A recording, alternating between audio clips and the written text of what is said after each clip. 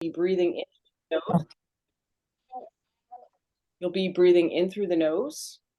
And if you have the ability to breathe out through the nose, okay. If not, then you breathe through pursed lips like this. So in through the nose. And, or if you have a deeper skill set of practice, in through the nose, out through the nose. Okay. So we'll begin. Sitting up nice and tall, allowing your shoulders to roll back. You want to expand the lung capacity. Nice and tall. The crown of the head, almost imagine like a string pulling you straight up. So your rib cage isn't sinking into the belly. You're not squishing down. You're rising up. Gently close your eyes. On an inhale through the nose, say, I'm breathing in. On the exhale, I'm breathing out.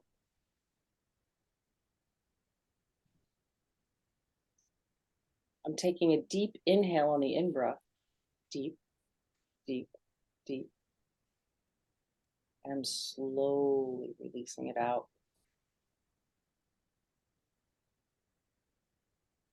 On the inhale breath, I'm feeling calm.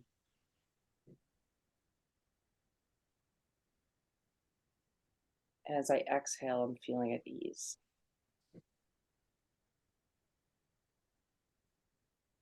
On the inhale, I'm feeling quite present in this moment. On the exhale, this moment. On the next inhale, this is a wonderful moment. And on the exhale, I'm breathing out on this truly wonderful moment. Take an inhale for a count of 4. Inhale for 1, 2, 3, 4. Hold it at the top. We're going to exhale for 6, 5, 4, 3, 2, 1. One more like that. Inhale for 4. 1, 2, 3, 4. Exhale for 6, 5, 4, 3, 2, 1. One more like that on your own. Inhale. Exhale.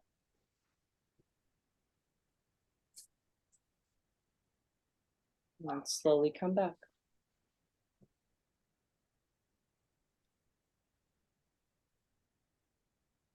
And I'm sorry for my puppies. This is the way my 2 weeks have been going. Oh my God.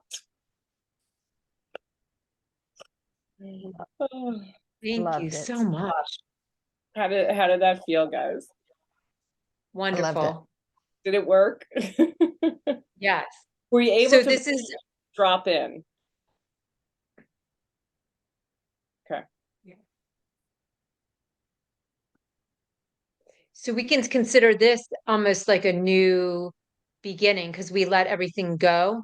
Yes, this truly is. Okay. It's like a Okay. I think for all of us, I mean, for what we're doing, is forget everything right now. We've got a path in front of us.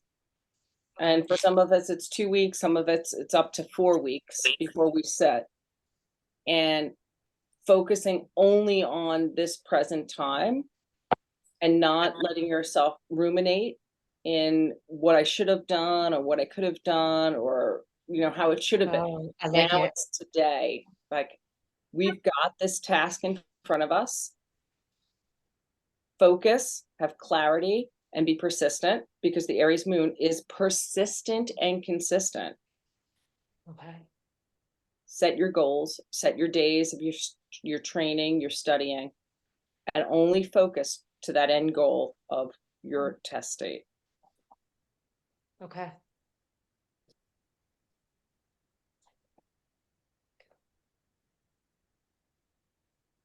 Very good. Okay, we've got 19 of us and our presenter is not present. So I did reach out. She's not currently active that I can see on Facebook. I don't have a phone number for her. But I would be happy to open it up if anybody wants to present. I know that and I pulled up a couple of documents from previous cohorts where they presented. But if anybody has actually prepared for themselves and have the information handy and ready, we would love for you to take charge until Dr. Jetty gets here. Or if you're doing a great job, you can just run the whole show. So I wanted to throw that out there. Jamie may actually know how to get in touch with Dr. Jetty. Let's see.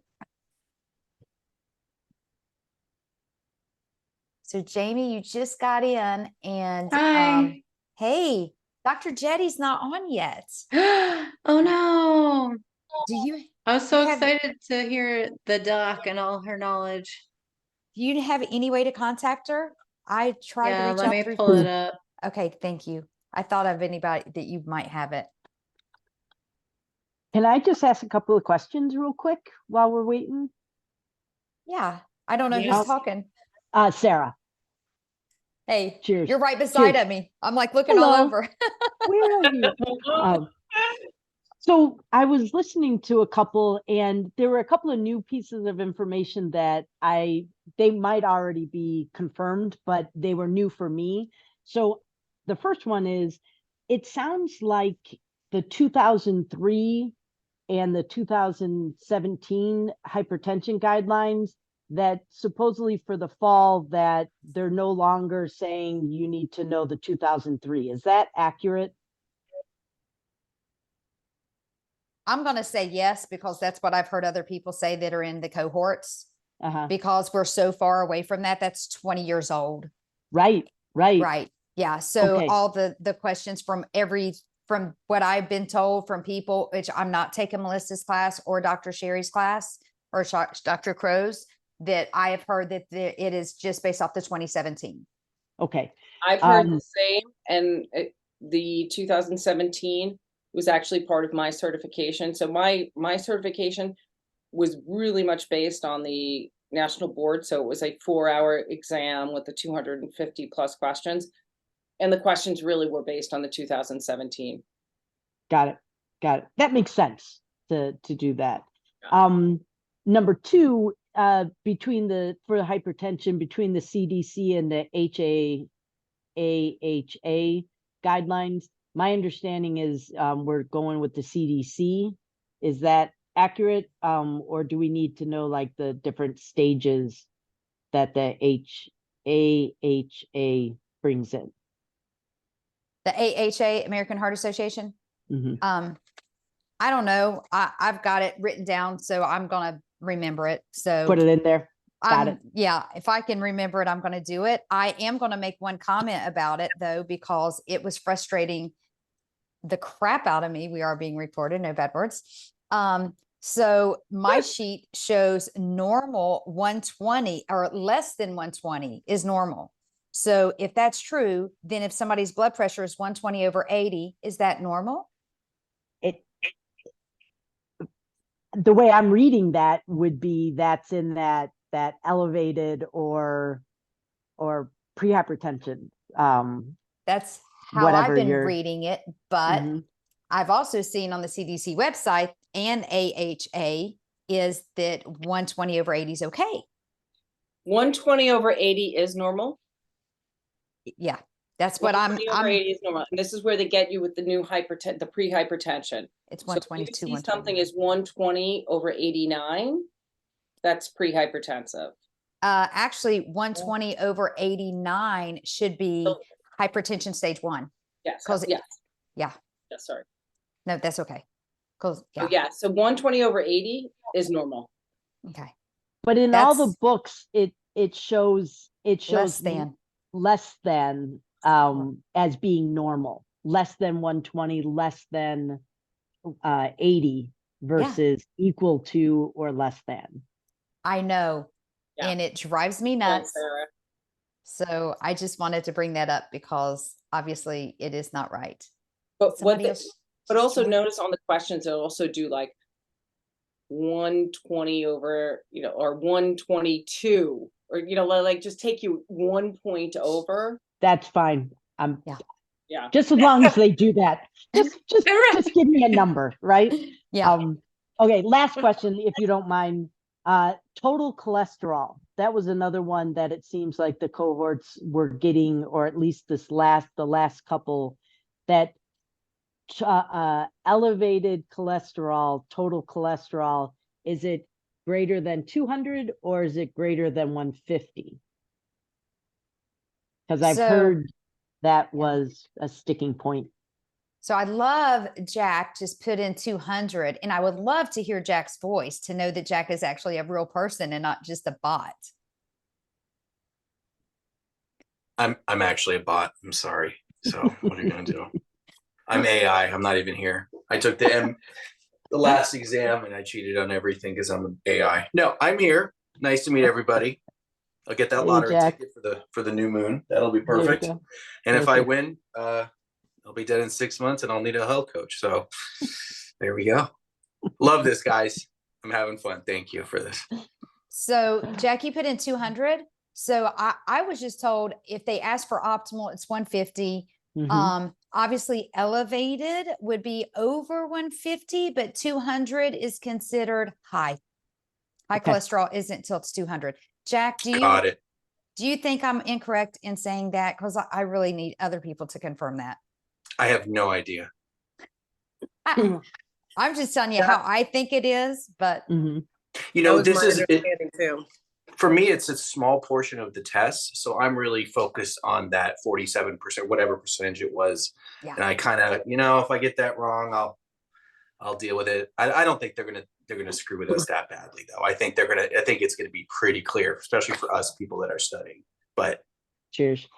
you know, yeah. I think So- the one thing that they do ask it on the test. They actually And- do. And if it's 200, it's within the range. If it's 150, it's optimal. And that's the word that you have to look for. So if they say, what would be the optimal, or what is within the range? And then the other thing that they do is they break down the HDL between men and women. So that's another question that will come up several times. So for HDL, they made the new score. It's 40 and 50. Yeah, correct. So men is 40, women is 50. And that's the good cholesterol. I was in the same Not that class with Claire has Claire. taken They the really put us exam. through it. Oh, She's Jack was in not the same taken the class? exam. What, Casey? I'm just saying, not that you've taken the exam. You've not No. taken the, No, no. we took I just wanted I to. was with Claire in her class. We took a very difficult, I thought it was difficult exam. Yeah, it was. It was Yeah. really, it was like really, they were like, it felt to me like it was point to point with what the national board was looking for. And we really drilled down into these biometric numbers. And we did have these conversations about what the new 2017 is, what the CDC is, what the American Heart Association is. And so, you know, like Jack, right? Are we giving you the exact information, and we're just giving you what we've learned? And then what showed up on our exam was very, very much the optimal number is 150. The acceptable number is below 200. And then the breakdown of the female and the male are new numbers that have come up in the CDC recommendations. Yeah. And I think on the Facebook group, there's a really great chart I found of everything. Mhm. It's like this yellow chart. If I can put it in Is the it chat, the know I your will. numbers? I think so. Okay. And is that Yeah. up to date? Did we up to date that? Okay, good. Yeah. Well, Claire, it sounds like your program really prepared you. Oh, cool. Yeah, that's right, Jack. so I just threw this. Or who? Jerry Jack. Yeah, it looks like no answer for Jetty. So let me silence my phone. Definitely the blood pressure category that Yeah. comes up, that came up on all our exam questions, and they really do, they want to make sure you know between the elevated and, you know, hypertensive, prehypertensive. Those questions come up a lot in the disease category. Okay, so I hate hearing myself speak.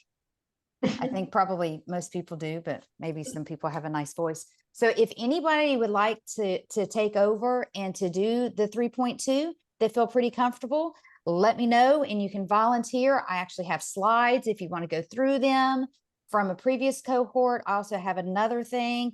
And if nobody wants to do it, I guess I can do it. And just let me know. I would love to do it, Sherry. I love all the Awesome. information you give. I can't. I got another hour and a half of work, so I can't do it. I do chat-based health coaching for a Okay. telehealth company, so if someone comes, I would have to stop.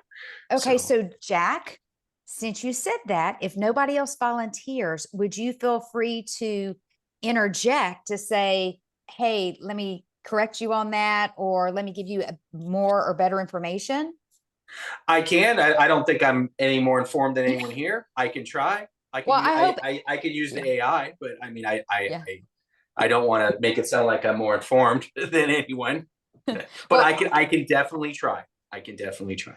Well, and I invite everybody, and that's what this whole thing is about. Everybody should be able to just come up and do that.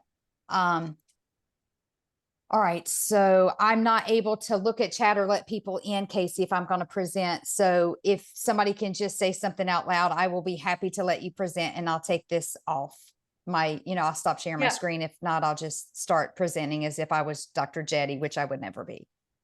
That good. Does anybody have any questions regarding this, the numbers or charts? You guys brought up really good questions, Oops. so far. So according to this chart here, it says Oh. the optimum, I'll pull the the chart back up. optimal Sorry. is 150 for cholesterol. Does it say on here that high is 200? It doesn't have the high on here, but the high is 200. It Right, used to be and 220, but now it's 200. So you'll need to add another column. Right, I read that also. It just is not on this chart. Right, it's not. Okay. Okay. Okay. So the only other thing that I wanted to make a note on is the fact that I have found that this chart has another incorrect number on it, and it is normal. Normal, I have found, is 18.5 on CDC's website. And this chart says 18.6. And it is correct with under is 18.5, but normal is 18.5 to 25 or 24.9. So does Wait. anybody else see that as different? Normal what? The normal BMI should Oh, be BMI. 18.5 and not 18.6. Does anyone feel that what I just said is wrong? And I was basing that off of, I was bothered by it because it seemed to be a little conflicting. You're correct, Sherry. Okay, thank you. I think that was Sarah's voice, Michelle's voice. Yeah, okay. Yeah, it's me. I'll chime in as well. 18.5 is normal. Okay, great. That's 18.5 is a healthy weight is 18.5 till 24.9. As soon as you see 25, you're in the overweight category. Okay. And they will trick you on this. So you have to know this point difference between, they won't say 17, they'll say 18.4 or something like that, so know those like that minimal margin line. So 25 is overweight. So 18.5 is normal. And then what was the other part of this that was wrong? I'm sorry, I missed that. The 120, the blood pressure being normal, it should be 120. See it where it says less than 120, it should be less than or equal to 120 and less than or equal to 80. Correct. Got it. Okay. Thank you. You're welcome. I'm going to start. Go ahead. So normal is less. Go ahead and I'm sorry, I'm writing this down. I apologize. Go say that one more time. Normal is Normal blood pressure is 120 or under and less than or equal to 80. okay. Got it. Or And- equal to. Yes. I And see. the equal to is missing on there. I am going to make one statement that we haven't been made aware of, and I don't know if it's going to be on the test, but low blood pressure is categorized as your diastolic being under 90 and your systolic being under 60. And if you Got have it. blood pressure that hangs out there a lot all the time anyway, that you probably do know that, but a couple of us do. So my daughter's like, Mom, your blood pressure is too low. And I'm like, no, it's 93 over 60. It's fine. Sometimes it drops down to 58, but anyway. Okay. So if somebody wants to volunteer, just say, I'll do it. If not, I'll just start so we can get through this. Do you So think we we'll- can switch off a little bit? Like, Yeah. maybe people can take turns doing certain like Yeah. parts of it? Love So that. it's not all, yeah, okay. Yeah. Let's, Yeah. let's Okay, see. so just real quick on that BMI, I think where we were confused, where they were saying normal is 18.5, they were saying underweight is 18.5. So I think they just weren't putting the same number twice. So if normal is 18.5, does that stand to reason that underweight is Under 18.5. 18.4 and under, right? So it's under 18.5. My normal chart showed 18.6 to 24.9, and it should be 18.5. Right. Okay. I think they just didn't want to put it twice the same number. Yeah, because when they say they're just saying less than 18.5. So 18.5 to 24.9 is healthy weight. Less than 18.5, and they could trick you with this. They'll say, is less than 18.5 healthy weight or underweight, So it's underweight. Okay. Wait, 18.5 I thought was normal. No, less Yeah. than 18.5. This Is is under. less than equal to questions that they will possibly trick you with. Okay, I'm not gonna worry about it. Okay. I'm gonna pull up the content from the 2020 that the National Board brought up. And so we're going to start with blood pressure because that's the first one that they bring up. But essentially, coach competencies include enhancing client self-management.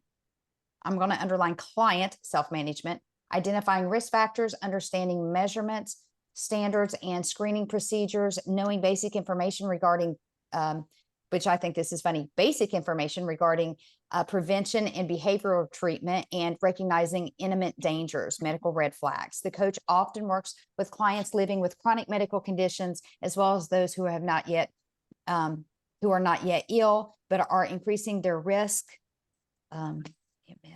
Increasing their risk through unhealthy behavior. The coach should have a basic understanding of common chronic diseases and conditions, including hypertension, diabetes, obesity, cardiovascular disease, and high cholesterol, and a constellation of symptoms known as metabolic syndrome, which together place individuals at a higher risk for heart disease, diabetes, stroke, and some cancers. Inflammation.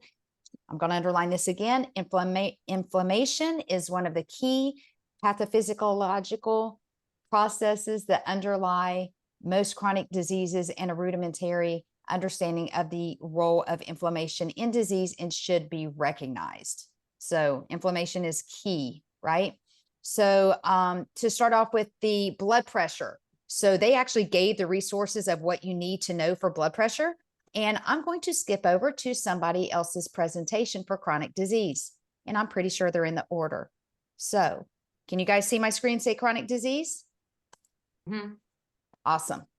Okay. So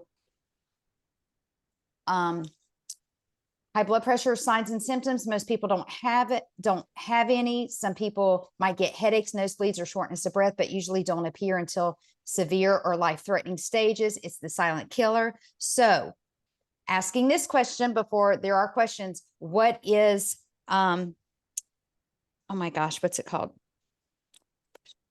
An emergency crisis situation with blood pressure. Somebody want to yell out those numbers for us?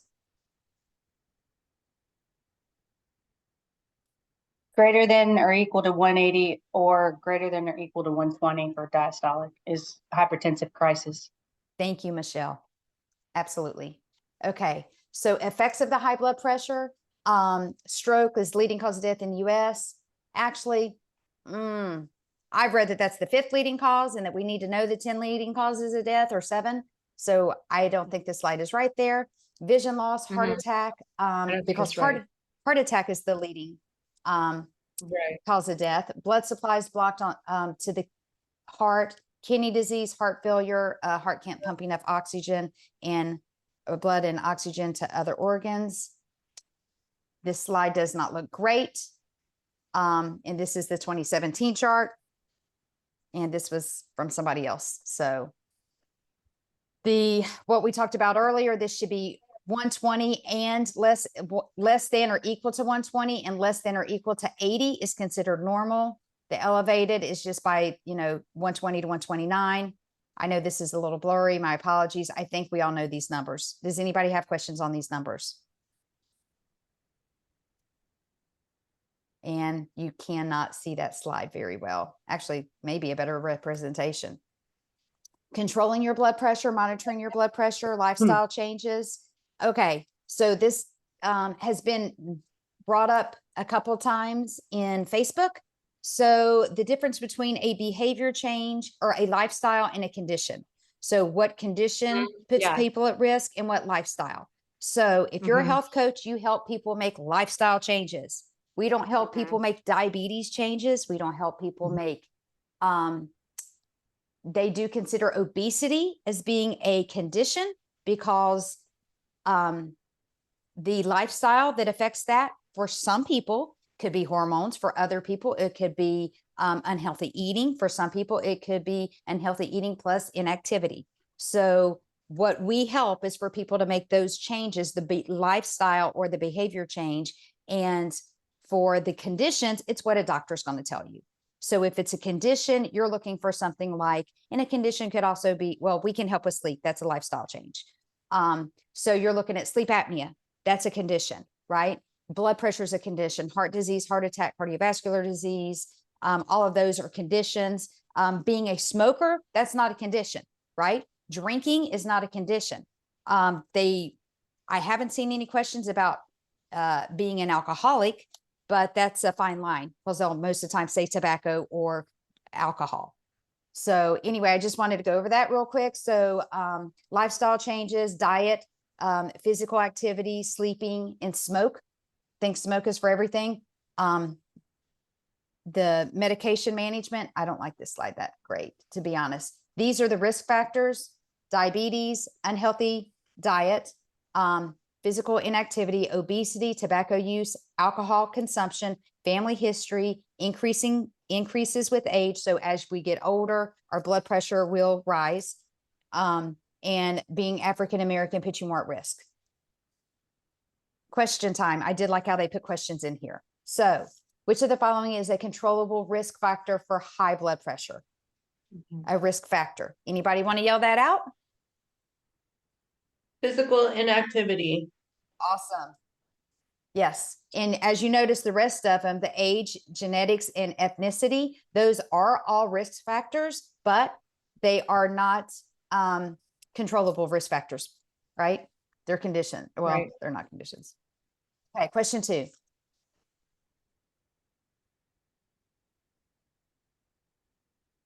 There's a question in the chat, Sherry. It says, Oh. out of the blue question, what about shift work? I read somewhere that is not a lifestyle issue.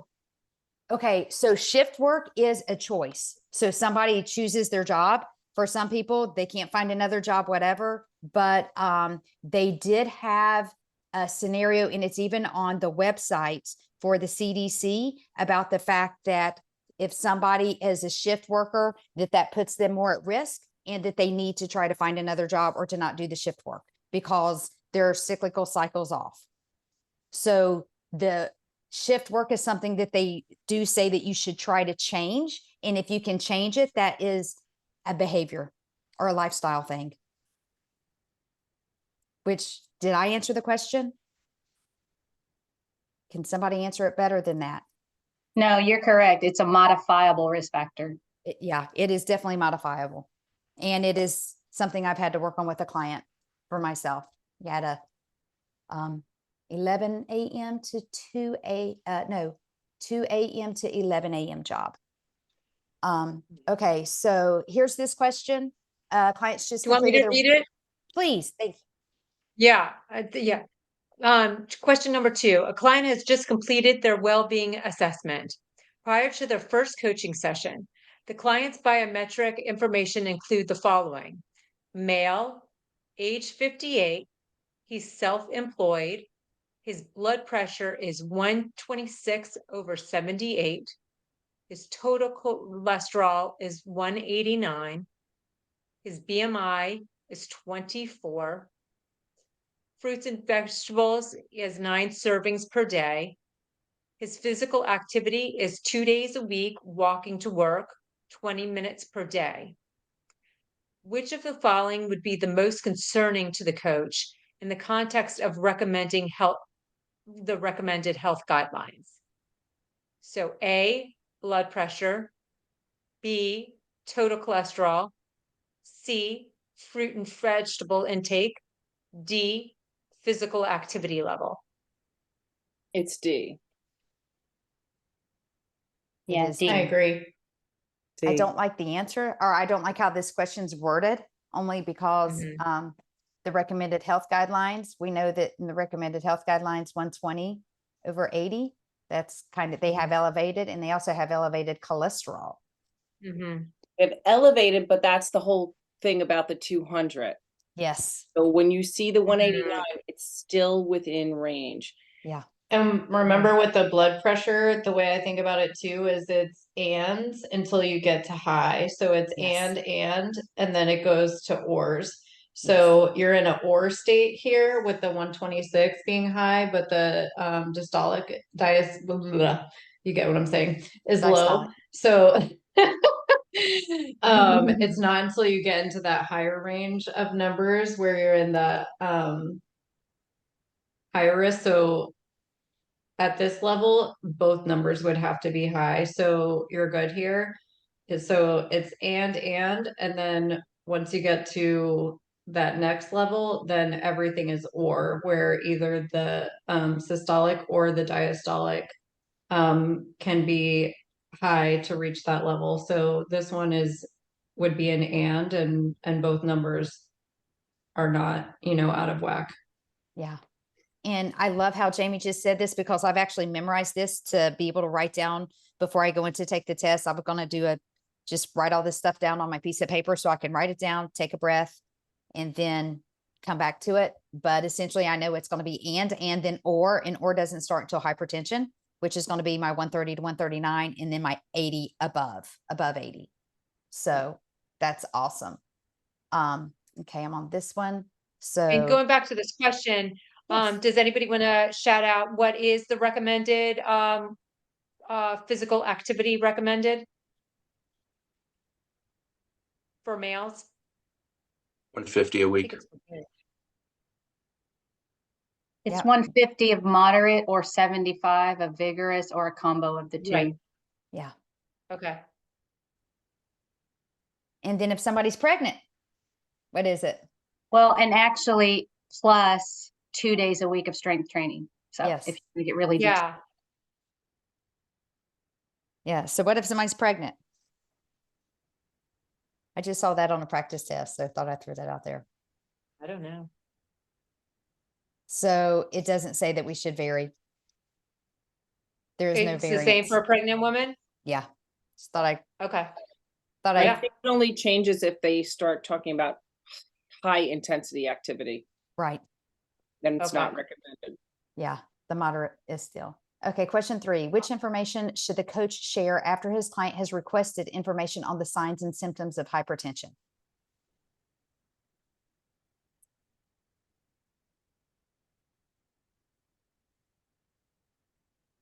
Do you want me to read these out? No. I'll read them out while you guys are. A, hypertension is usually asymptomatic until significant organ damage occurs. B, pain and discomfort in chest. C, excessive thirst. And D, face drooping, arm weakness, slurred speech. I would say D. It's This A. is hypertension. It's A. D Oh. is for stroke. Oh yeah, that's the stroke. Just kidding, I'm a Called liar. FAST, F-A-S-T. Yeah. Yeah, I knew, yeah, Excessive fast. thirst is diabetes. Pain and discomfort in chest is if you're going to have a heart attack. And the reason that hypertension is such a silent killer is because you don't know you have the symptoms. Okay. Although Right. I was there thinking of are, the fast. yeah. And although there are symptoms like a really bad headache and some other things that some people do have, and that's when they go and they're like, oh my gosh, my blood pressure was, they were in the emergency crisis zone. You know, they start feeling really bad. Sometimes they start throwing up, can't stop. They get the real clammy. So those symptoms are actually on there. So I'm actually going to change because I like this other person's documentation as well. This is on my Google Drive. Hold on, sorry. I thought I had it at the beginning and apparently I don't. Maybe they don't have it in the right order. I'll talk why. So for stroke, for fast, what does the T stand for? Time. Time. Yeah. So some people also call it tongue. So may I have them stick out their tongue? See if they can do that, but it's for time. So Time is of the essence. yes. Page down. Okay. So risk factors. These are the risk factors. I look kind of like this person's, even though it's not as pretty. There we go. They put the too much alcohol in here for the high blood pressure. So the family, the family history increases with age, and blacks develop high blood pressure more often than whites, Hispanics, Asian, Pacific Islanders, American Indians, or Native Americans. Actually, I think the next one is, I think Hispanics are the last. It may have been heart attack. You just hit page down. They went ahead and stuck this in here now for some reason, just because they mentioned the alcohol. So in the US, one standard drink is 14 grams of pure alcohol. So 12 ounces of beer, which is about the 5%. Then you got the 5 ounces of wine, not an 8-ounce pour, 9-ounce pour, or 5 ounce, which is, they say 12% alcohol. And then 1.5 ounces or 1.5 ounces a shot, whatever, is a 40 proof or 80 proof, 40% alcohol. Those hard kombuchas are about 7%, by the way. Yeah, I can't have them. I think the Like- next one is diabetes. I think this one starts off with questions for diabetes. No, it doesn't. Okay. So we all know there's 3 types. There's childhood, which is, well, there's type 1 that's typically childhood. There's type 2, there's gestational. Does anybody want to explain the difference between type 1 and type 2?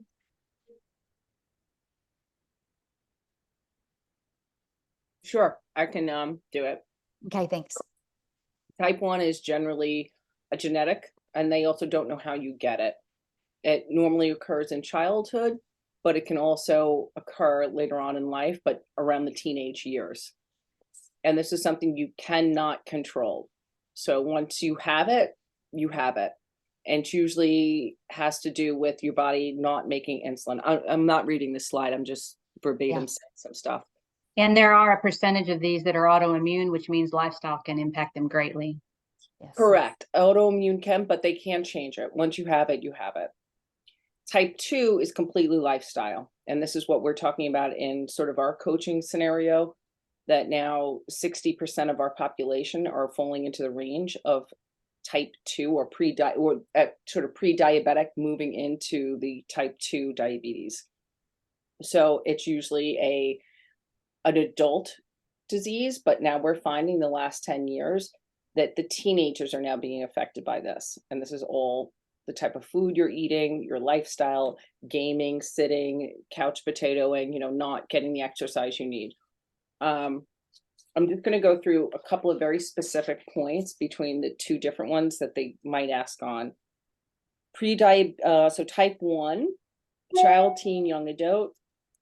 The other risk factors is familial. So if somebody in your family has it, you're at risk for it.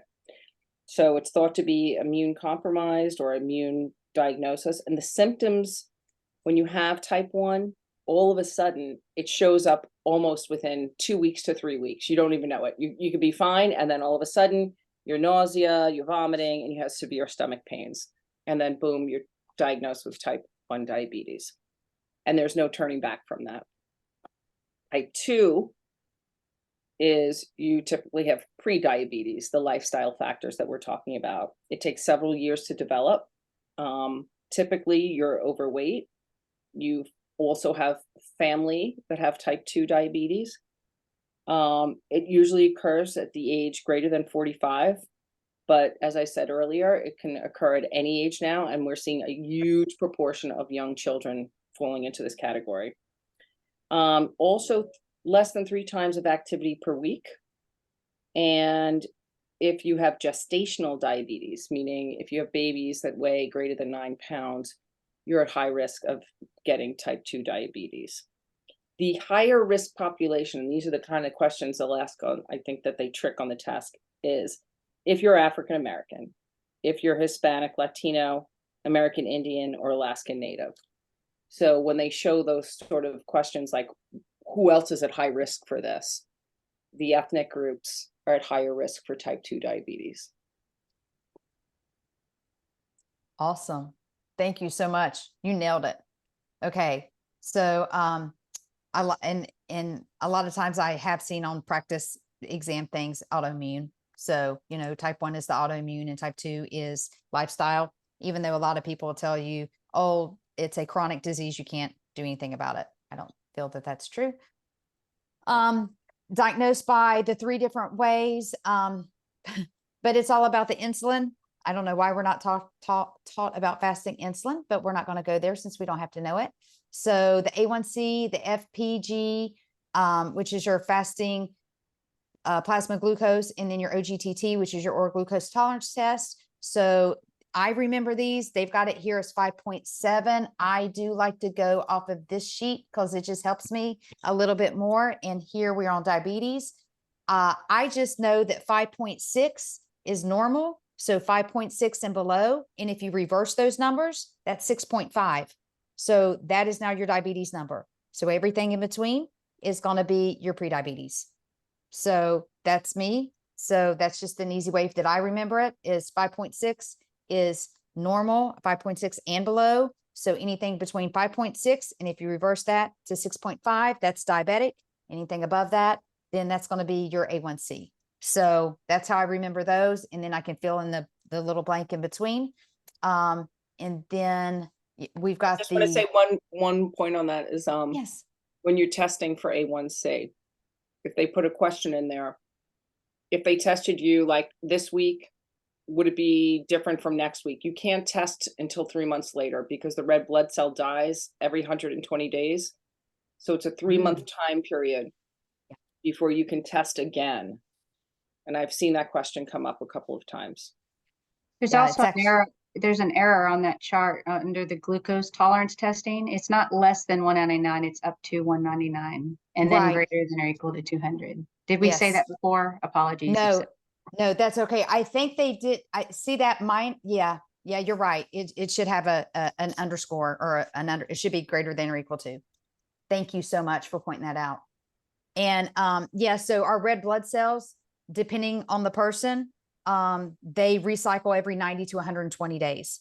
So some people's less than others, and they don't all die at the same time. So that's why a doctor won't retest your A1C until 3 months. So that's the reason why. And then, so the fasting blood sugar level is you haven't eaten for 12 hours. So then they'll do draw the blood. So then you're looking at 99 and under is normal, 100 to 125 is prediabetes, and then 126 and over is diabetes. And so then with the oral glucose tolerance test is you actually eat all the carbs they want you to the day before. If you've done it, this is what I had to do. Then you fast for 12 hours. Then you come in and you drink this horrible drink that is really hard to get down, nothing but sugar crap. And then they test you before 30 minutes, an hour, 2 hours, and then you get real sick. So anyway, normal is 140 and under, 140 to 199. Anywhere between 140 to 199 is pre-diabetic. It's actually 141, but because I think it's 140 is equal, right? But it's in between there. And then diabetes is anything over 200 and over, 200 and over. And because that's 200 and over, that makes it really simple to remember your random blood sugar. If you're ever anywhere and a doctor just tests to see if you're diabetic, it doesn't matter if you're fasted or not, they could do a prick. And if you're 200 or over, you're diabetic. So, does anybody have any questions on those numbers? I think I just pulled up the wrong sheet. I did. This one. Okay. So risk factors for prediabetes is being overweight, 45 years of age or older. I don't actually think that that's, I guess that is still a risk factor, but shoot, if you're eating a SAD diet, I think it's, or standard American diet, it's probably just, you've got a risk factor. Having a parent, brother, or sister with type 2 diabetes, physically inactive, which is under 3 times a week.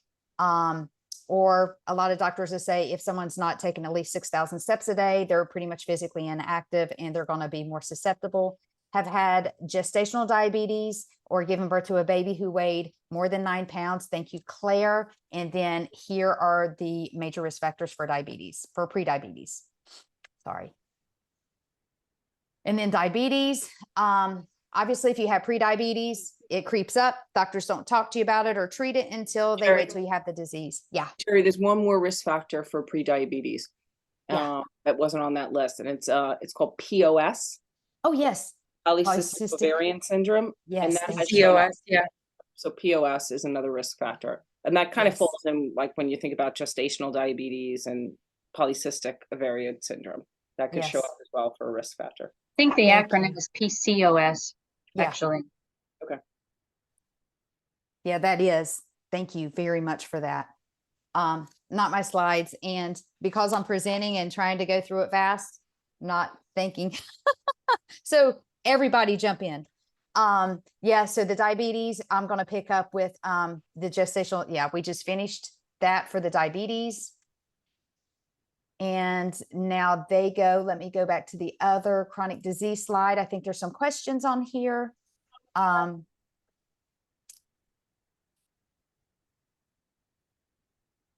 Okay, so they just say that, yeah, the pancreas is damaged and doesn't make enough insulin. I do know people that are no longer on insulin, but they're supposed to be a one-off.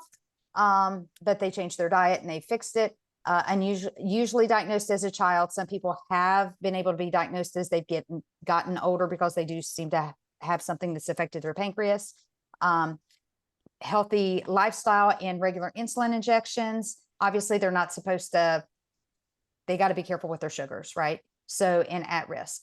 And Caucasians are more likely to have type 1 diabetes as opposed to type 2. And then type 2 is exactly what Claire said, lifestyle disease that occurs when cells become insulin resistant. It can be prevented by healthy lifestyle factors. Most common type, or 90%, is type 2, develops over years. Treatment is more variable. Lifestyle modifications, oral medications, and or insulin can be required to maintain your healthy dose of glucose. And they give you insulin because insulin brings your glucose down.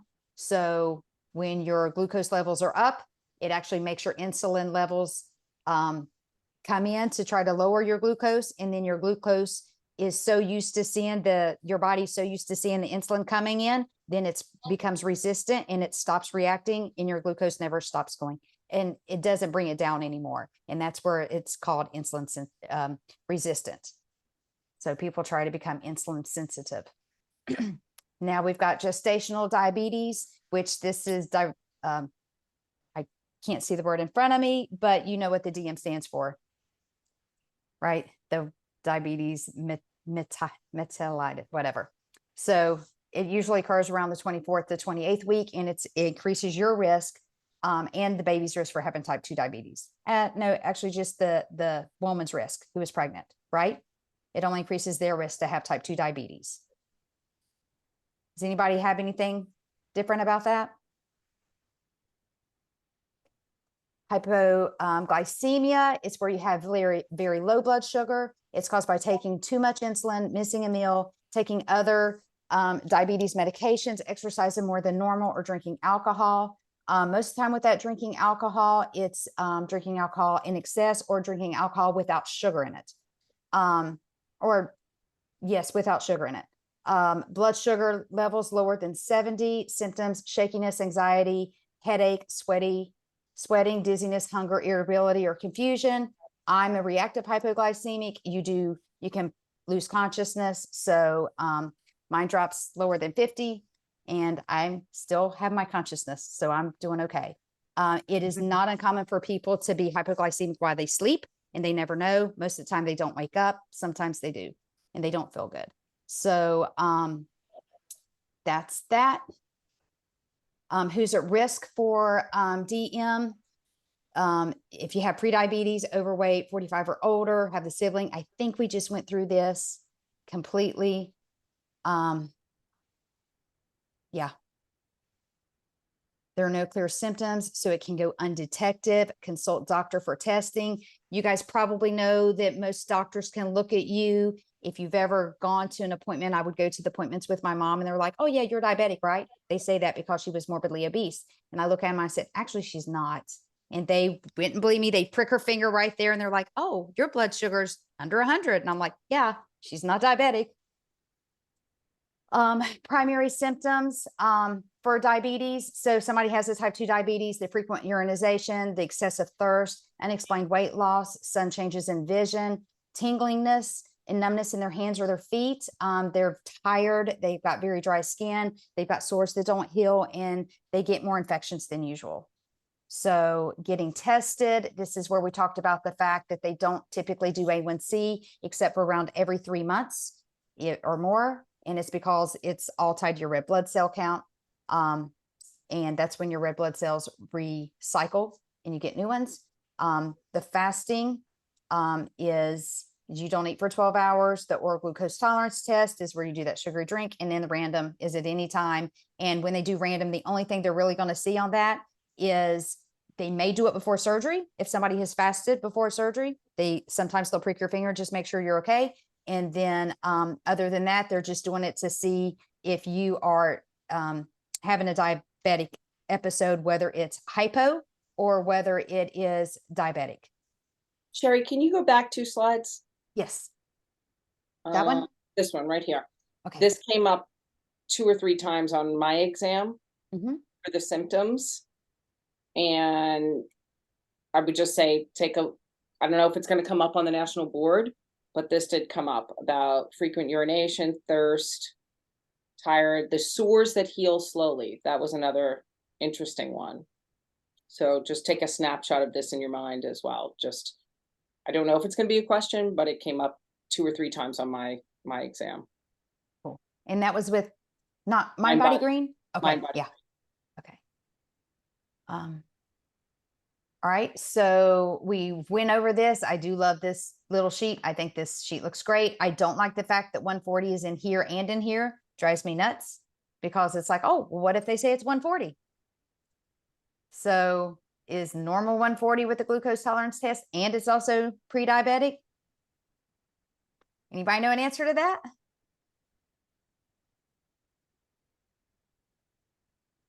Yeah. I asked somebody that took the test and they didn't know the answer either. So here's a practice question. I'm going to let somebody else read it. Yep. Thank you. Does somebody want to read it or I'll read it? Okay, I will read it. Question 1. Do we think it's Lucia? Lucia is a 62-year-old Latina woman who has a BMI of 24. She has a sister with type 2 diabetes and was diagnosed with pre-diabetes. Which of the choices below is not a risk factor for Lucia for getting type 2 diabetes? So which is not a risk factor? Is it not age, BMI, ethnicity, sister with type 2 diabetes? It's ethnicity. It's her age. It's not a risk factor. Yeah, it's the so I think when you look at these questions, you have to break them down. So right away you see BMI of 24. I thought 45 or BMI. older was a risk factor. It is. So you look at BMI 24. Is that good or bad? it's good, right? Because it's not over that, so that's fine. Normal.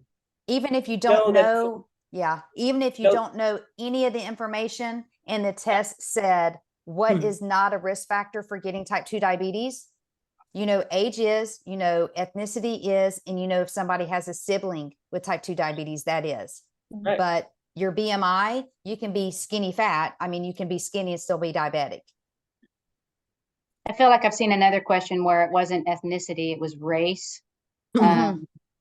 So that one's a little tricky, but you're right, BMI is not a risk factor. So It's not. So you're So- saying, in other words, no matter how high the BMI is, it's still not a risk factor. Not.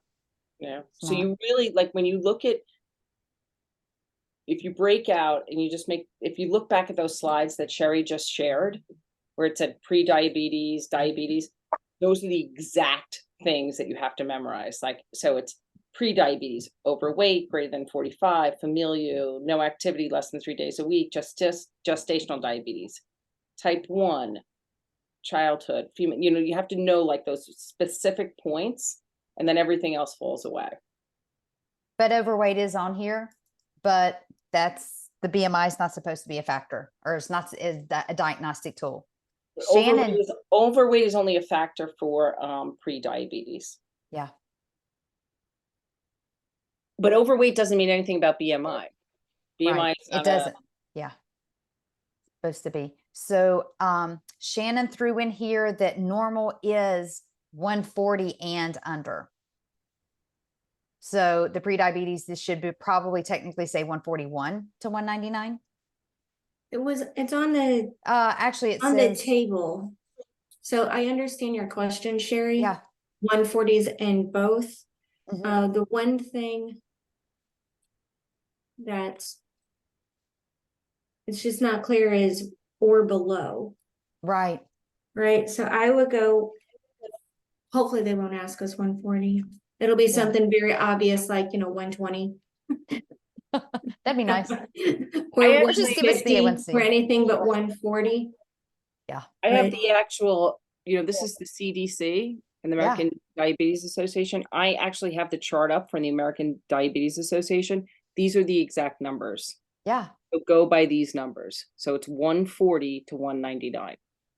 And 140 is also normal. So And 140. no, it's right. It's the less than 140 or 140 or below. You see this 140 Yeah. or below? They Mhm. just don't have that mathematical symbol of blah, blah, blah, Yeah. but it says or below. So if the test said somebody's GTT was 140, are they normal or are they pre-diabetic? I would put them as pre-diabetic because on the CDC guidelines, it's 140 to 199. Less than 140. I know these are semantics, but it's I know, it's so comes crazy. down to it's less than 140. Okay, so here's a question too. I have a question. I have a Yeah. question about that last question we had. So was the answer BMI? Correct. Okay, because I thought I heard someone say, or I thought I heard you say the answer was age, and I was getting confused because there's a lot of voices going on. Yeah, the answer is BMI. Okay. Because the age was 45 and older, you're more susceptible, you've got a higher chance. Yeah. Yeah, I got all that. 'Cause Okay, I chose sorry. BMI, but I thought I heard one of you guys say the answer was age. So thanks for clearing that up. I could have, I'll be honest. Question 2, a client provided the coach with the following information from a recent health visit: low stress, BMI is 24.3. Somebody want to say what that is? 24.3 is normal. Blood pressure is 124 over 82. Does somebody want to say what that is? It's 82. That automatically makes this person what? Hypertension. Thank you, Jack. Yes, hypertensive A. Anytime that's numbers over 80, it is going to be hypertensive, at least one. Physical activity level is high. Their A1C is 4.5, which means they are what? Normal, pre-diabetic, or diabetic? Normal. Awesome. Waist circumference is 32, and this is doesn't say if it's a man or a woman. So waist circumference 32 doesn't matter. That is normal for both a woman and a man. So which of the following might the coach note as a concern or something to check back with or monitor in their guidelines? A, B, C, or D? B. Awesome. Blood pressure, because Jack told us that that is hypertensive. Okay. So next, before we go to the next category, let's go back to the content outline. So we just went over blood pressure. We just went over diabetes. Is there any questions on diabetes right now? Is there anything anybody knows to share that's a good thing to share?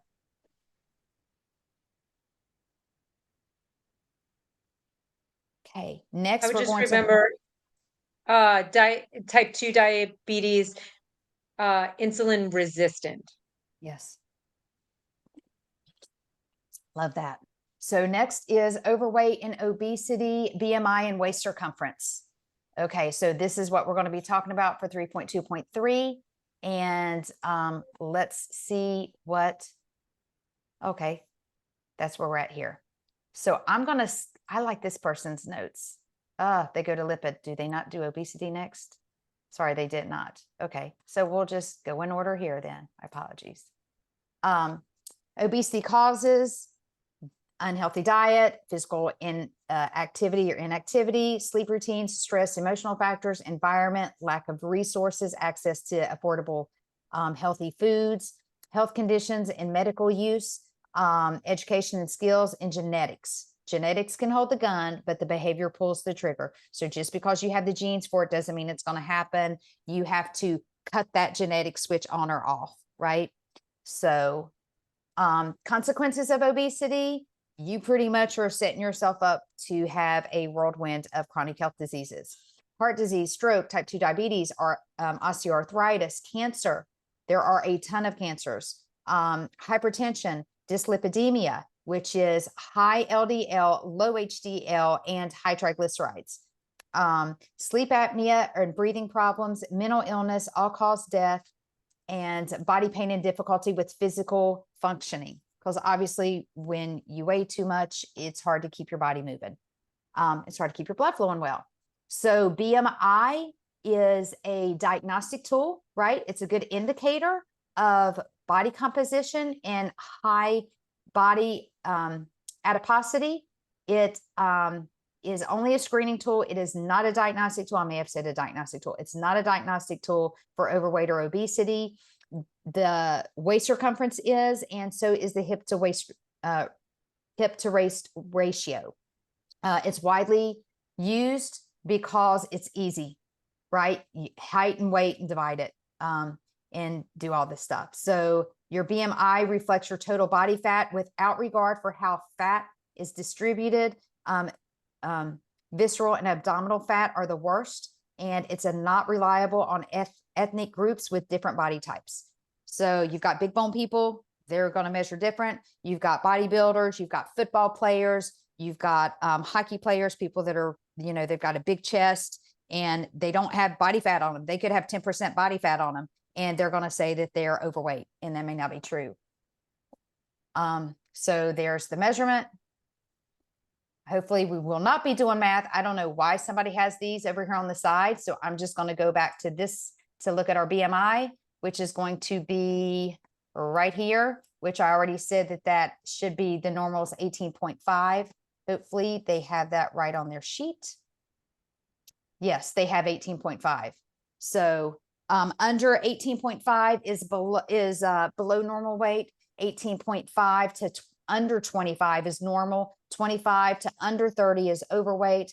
Over 30 or 30 and equal to 34.9 is class 1 obesity. Class 2 is 35 to 39.9. And then class 3 obesity is 40 and over. Any questions on that? I just have a comment.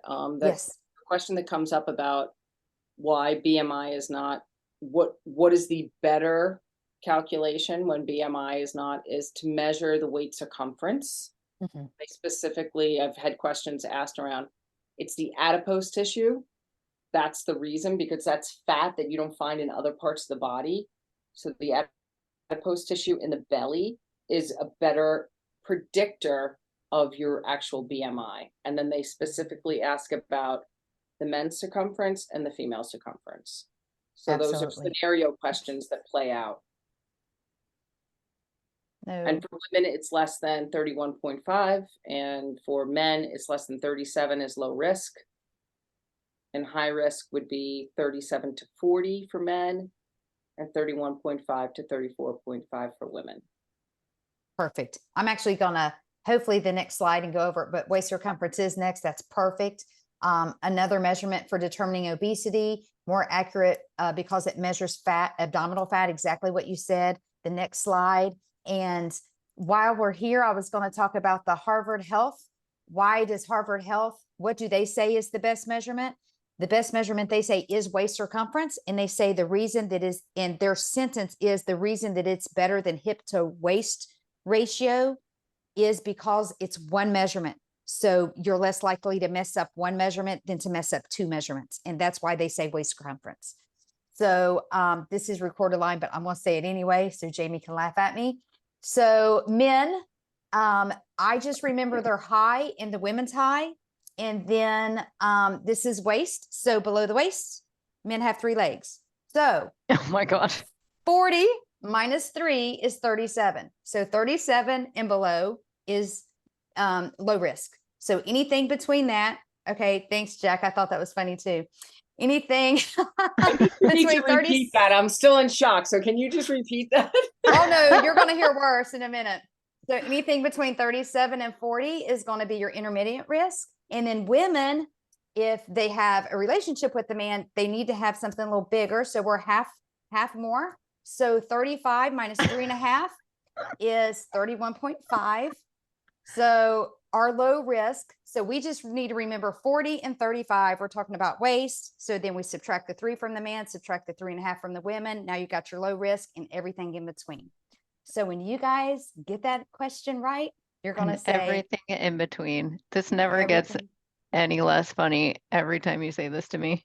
every time I say it. So you appreciate me. And when you get that right on your test, yes, you're going to smile and go, okay, waist circumference under the waist. But that minus 3, we're going to add that 3 to our alcohol for the binge drinking. You like that, don't you? Okay. And here's your waist to hip ratio, best tool to measure visceral fat.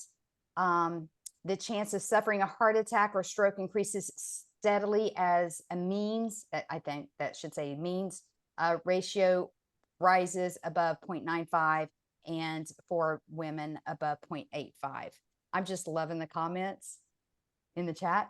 So, of course, we talked about this earlier. For men, it's 0.95, and for women, it's 0.85 is the waist to hip ratio. So I don't have any other numbers memorized for that. So, yeah, I'm trying not to laugh at that. Abdominal obesity. So when you go in and you write down those numbers so that you don't forget it. So with your waist circumference, now if you know your low, your high, you'll know your low, you'll do your in between, your waist to hip. Women are 85, men are 95, 0.85, 0.95. So abdominal obesity is, this is pretty, everybody knows this information. I'm just going to go on. The caliper, the underwater, the bioelectric impedance, the DEXA, it should be DEXA. I didn't make the slide. There's bod pods. Question time. Your client's going to be assessed for obesity in his next visit. The blank measurement is the most common. What's the most common? BMI.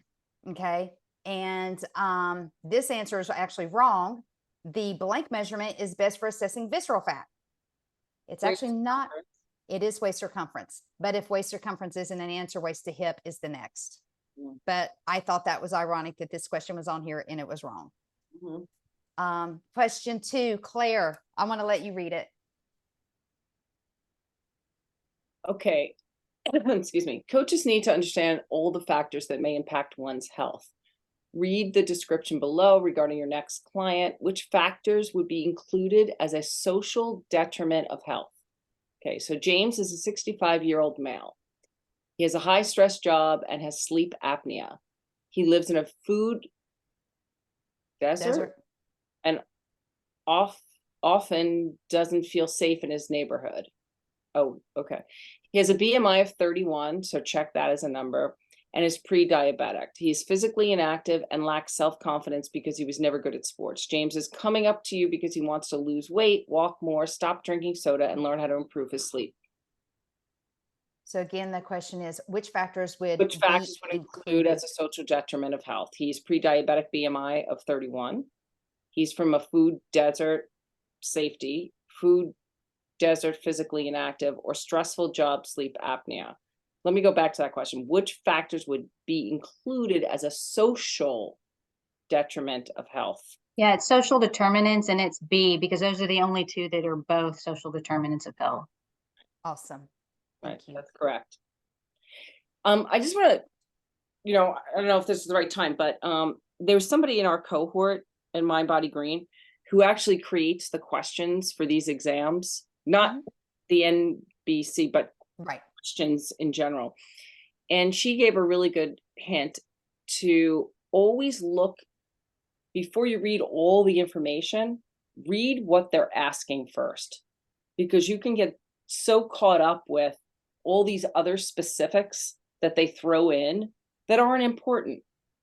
So go for what are they asking for? Which factors would be included as a social detriment of health? That's the I question. agree. Good point, Claire. And Love it. she gave that information to us. I can't tell you how much time it saved me on my exam, like, because I would be like, okay, you're 65. Okay, you're high stress, you're sleep apnea, and you're going through like a case study. None of those things actually matter. Some of them matter, but go to the actual question first. Yeah, they may give you all the information and then they Yeah, say they're coming it for their adds. initial Yeah. consult. And what's the first question that you ask them? Oh, so what brings you here today? Nothing Right, to do with it. right. Exactly. Okay. So next question, Michelle, would you read this for us? Sure. According to the American College of Sports Medicine, to meet the minimum recommendation for physical activity of 150 minutes of moderate intensity per week, you can split up the physical activity bouts into 5 6-minute bouts a day, 6 5-minute bouts a day, 3 10-minute bouts a day, or 10 3-minute bouts a day. C. Agreed. I think you said C as in Charlie, right? Yes. Yes. 3 Yes. 10-minute bouts in a day. Yes, Yeah. correct. Yeah. Although they have come back and said that you can do many exercises through the day as long as that they equal the 30. But the science does show that 10 minutes is get your heart rate up a little better and it's a little bit more productive. And all of their written documents, even on the American College of Sports Medicine page right now, the head actually says a couple of these are okay and it's fine. But in all of their written stuff, C is the answer. Okay. Another question. Jamie, could you read it? I hope you're not eating. You know me so well. Your client, Stuart, is 42-year-old male that came to wellness coaching to help reduce his stress.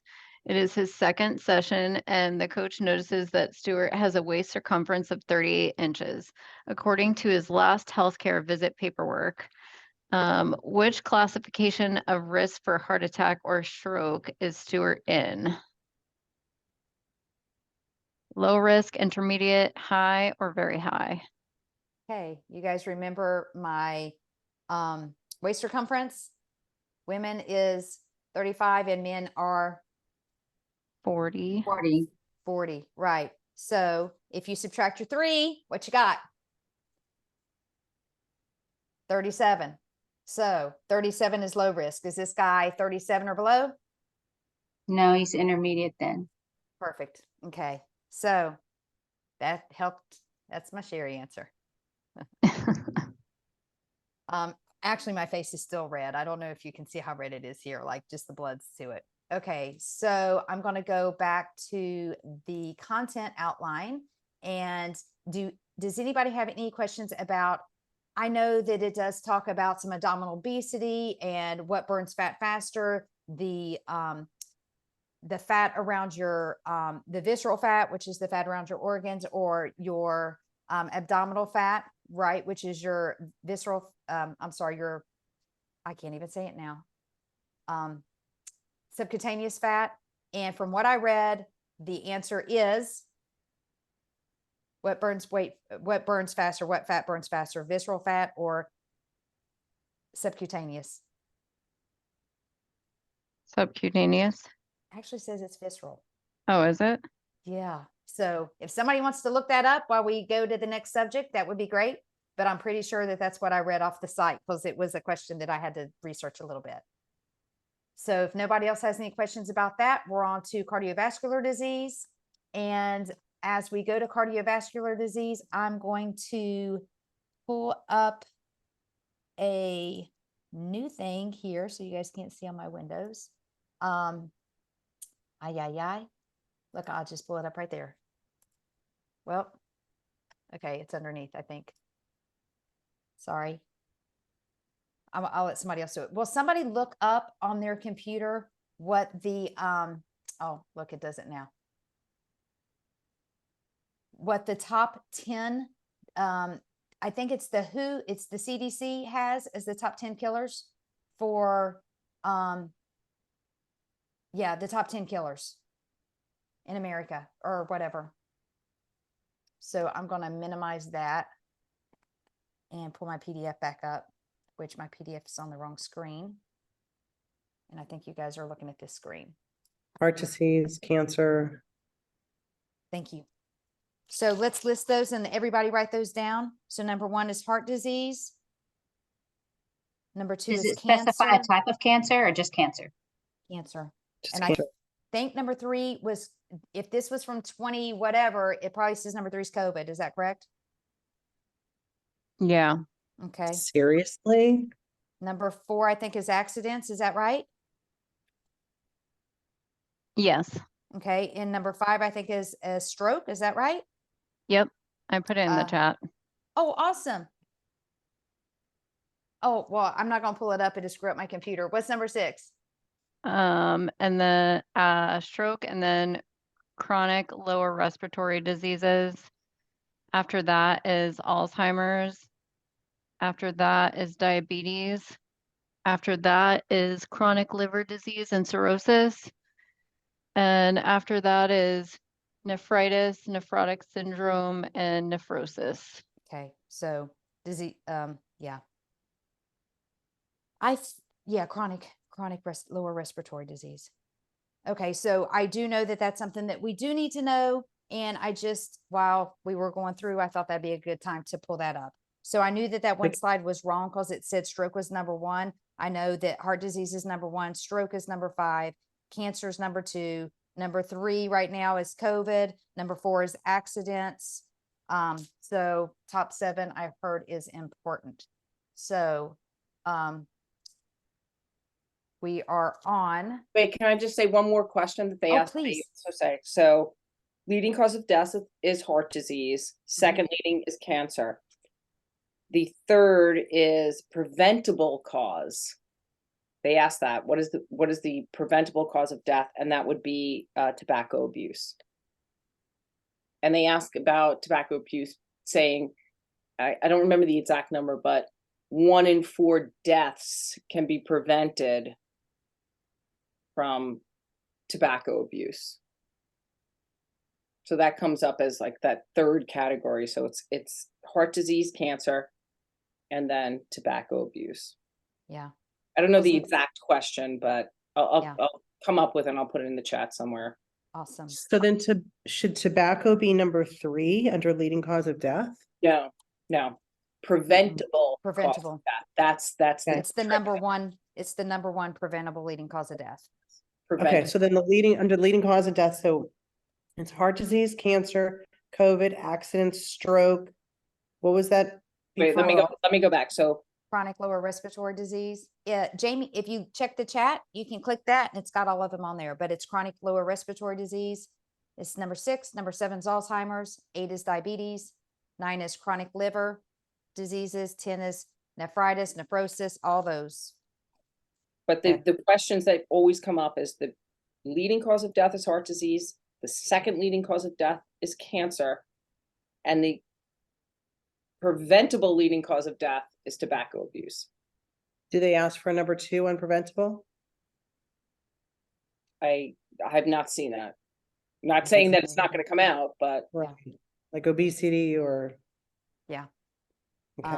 Metabolic syndrome, I don't know. That's a good question.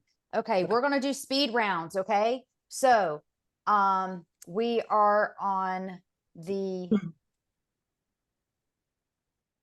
we've already done this, yeah. Cardiovascular disease. Okay, so heart disease, you've got coronary artery disease, you've got also cardiovascular disease, you've got, okay, so coronary artery disease is the most common type of heart disease in the US. It's your plaque buildup on the walls. Plaque is made of deposits of cholesterol and other substances. Atherosclerosis refers to the buildup of these plaques and the cholesterol, which and the cholesterol and other substances in and on the arterial walls, which can restrict the blood. Most of the time, the problem isn't the restriction of the blood; it's the fact that whenever those plaques cut, those plaques break loose, and that's what causes you to die with a heart attack or with a stroke. Continuation angina is that's where this plaque just breaks free and goes directly to your heart. Heart failure is when the heart is weakened by cardio artery disease. That's also whenever your arteries harden, and some people do have hardening of the arteries. So the heart can't pump the way it should and isn't getting nourishment it needs from blood because the arteries are narrow, and they can become narrow because they tighten because those muscles become hard. So another question, your client Stuart is a 42-year-old male that came to wellness coaching to help reduce his stress. Oh, I just asked that. Did I go the wrong way? What the heck? Sorry. All right. So we've also got a cardial infarction, MI. I thought it was infarction, but I It guess is it's infarction. Thank you. Okay. I'm not as dumb as I thought. Okay. So it's infarction. Somebody misspelled this on the thing. And that's when the plaque build up totally up in the coronary artery, carrying blood to the heart. So when a plaque deposits burst and releases the clot in the artery. So that's what we were talking about before. Signs and symptoms of a heart attack. Always call 911. Pain, discomfort in the jaw, neck, or back. Weak, lightheaded, faint, or cold sweats. Chest pain, discomfort. Pain can extend to the arm or shoulder. With some women, they have it in their back. Shortness of breath, most in women. Unexplained tiredness, could be weeks prior. Nausea, vomiting. Yes, awesome. Tobacco is the leading preventable cause of death in the United States. This is actually something that comes up often. I've seen in the questions is they'll ask between a female and a male, Yes. what is not present, or what are the symptoms that are present. So in women, the big thing is the tiredness, the nausea, and vomiting. Where everyone, in male and female, it's the pain, discomfort in the jaw, the neck, or the back. It's weak, lightheaded, cold sweat, chest pain, could go to the arm or shoulder. The difference in women is the tiredness, nausea, and vomiting. So be on the lookout for that question. Thank you so much. I've got a neighbor that's a thoracic surgeon, and he was playing golf, and he said his pinky went numb. And he said he immediately knew, all right, I want to finish this one. And he drove himself to the hospital, and he had a quadruple bypass because he had blockage of 4 arteries, and he already knew. So he was on the flip side of his own surgery. So anyway, that's not on here, but if you've got a family member and they complain that their pinky's gone numb or something to check out. Risk of developing, someone has hypertension. Another risk that's not on here, I don't think it's on here, if they've already had a heart attack before, right? So hypertension, love these links everybody's sending. Hey, did that visceral fat one say that it burns faster than that? Sarah, did it say that? It did. Yes. I was right. You were right. Okay. Thank you. Okay. That was in one of these questions, and I'm like, I'm looking that shit up. Okay. So risk of developing your cardiovascular disease or coronary artery disease, hypertension, high cholesterol, diabetes, unhealthy diet, physical inactivity, obesity, alcohol use, tobacco use, genetics, race, ethnicity. For some reason, I thought somebody told me heart wasn't, or the alcohol wasn't in there, but the ABCs, take aspirin, control your blood pressure, manage cholesterol, and don't smoke. Heart attack is a plumbing problem. Cardiac arrest is an electrical problem. So that makes sense to you guys? Stroke is the 5th leading cause of death. It's an attack. Stroke is an attack to the brain. It's because something either pops out of your, you could have a hole in your heart and you can have a blood clot fly out of it and go straight to your heart. Lots of different things. Or if you've got some plaque buildup that releases and goes to the brain as opposed to the heart. So you've got your ischemic, you've got your hemorrhagic, and you've got your TIA. TIA, having a TIA before is a risk for heart disease or heart attack. That one wasn't on the list. It is on the CDC's website though. So TIA is your mini stroke. It's caused by a temporary clot. Your hemorrhagic is blood vessels bursts. Your ischemic is a clot or plaque blocks blood supply. I think my dog just had a bath. Risk factors, here it is. Previous stroke or TIA, high blood pressure, high cholesterol, heart disease, sickle cell anemia. Okay.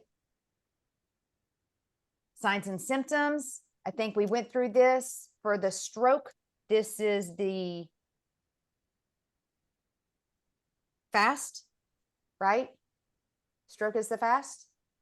Can come on suddenly, one side of your body, confusion, trouble seeing in one or both sides, trouble walking, dizzy, lose balance, uncoordinated, a severe sudden headache. If symptoms go away after a few minutes, it could be a TIA. That doesn't mean you shouldn't go get it checked. All situations need medical attention. There's your fast, your face, your arms, your speech, your T, time to call 911. Okay. Question time. Sarah, you're on my screen. I'm going to let you read. Here I come. Which of the following client is not meeting minimum guidelines for cardiovascular exercise according to the American College of Sports Medicine, CDC? Marilyn runs for 45 minutes a day, Monday through Thursday.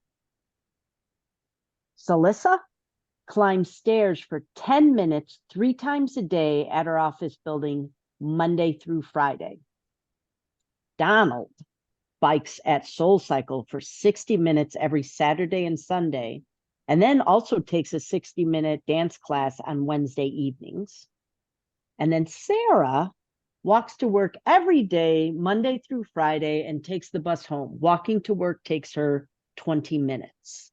So which of the following clients is not meeting minimum guidelines for cardiovascular exercise? It's I you, mean, Sarah. really? Agreed, Sarah. That is so not right. I'm So sorry. I not didn't even right. realize it was that question. Well played, Okay. Sherry. There you go. Randy, I don't know if you have the ability to talk. Could you read this question for us? Sure. Awesome. Question 2, FAST. FAST is the acronym for recognizing signs and symptoms of what? Heart attack, stroke, concussion, or diabetic shock? Stroke. What was that last answer? Question 1. Oh, question 1 was Sarah. Sarah, okay, Sarah, that's what I thought. yeah. Thank you. You're welcome.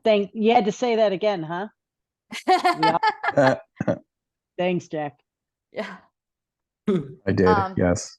Okay, since we're going fast, a lot of this information, you're going to have to check the websites that are in the links on that 2020.